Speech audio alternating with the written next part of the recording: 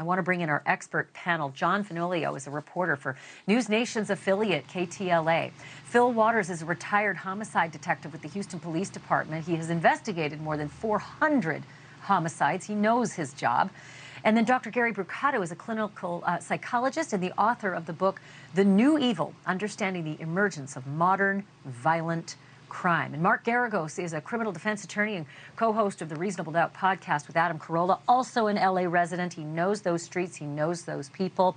John Fenoglio, I want to start with you live on the ground if I can. Do police have any more leads since we last got that update? Ashleigh, good evening to you. I can tell you that the latest murder that occurred actually happened on Wednesday right here on West Avenue 18 in LA's Lincoln Heights neighborhood. As to your question, no. Police tonight saying they do not have a lot to go on beyond that blurry, shadowy image of a suspect, a guy in a hoodie wearing casual clothing, driving away in what looks like a sports car. What they do say is that all of these victims were targeted, as you mentioned at the top of the show, 3 men over the course of 4 days, sleeping alone at night on city streets and alleyways. What's more, all of these murders happened near major interstates here in Los Angeles. Ashleigh. John, what about the community? I mean, LA's a busy place. Not everybody's watching the local news, and this just sort of happened. So how much of a concern is out there? How many people actually don't even know about this threat on the streets? Well, look, the mayor's office is worried. The police are worried. The FBI, now involved, also worried. They are trying to put this issue on blast and get the word out as quickly as possible. They've also deployed hundreds of volunteers and city workers to go out into the community to warn people not to sleep alone at night and make good use of the city's emergency shelter system. The notion of a possible serial killer at large is something that no community can abide by, and that is what the mayor and the police chief are focusing on tonight, again warning people not to sleep alone. Ashleigh.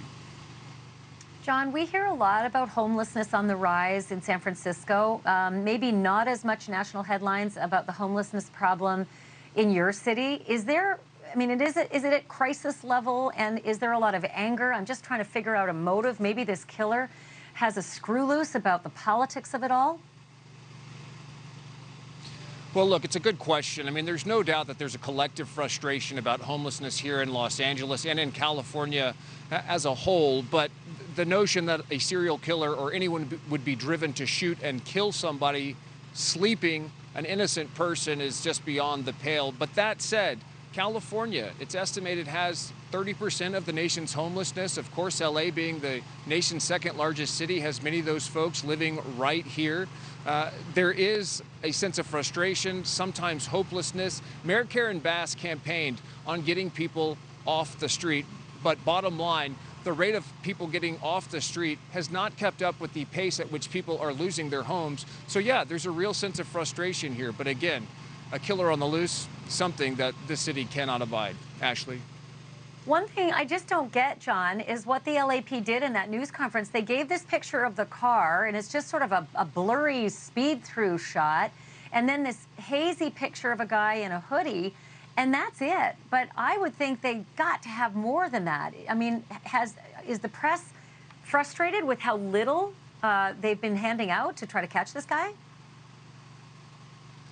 Yeah, tell me about it. We've been talking about it in our newsroom. We're wondering why would they put out such little information, such blurry images, but it speaks to the idea that perhaps that's all they've got right now. If they had more and they're putting this issue on blast, certainly they would release better photos and more information. We just don't have all that info right now, and of course, we're trying to get it.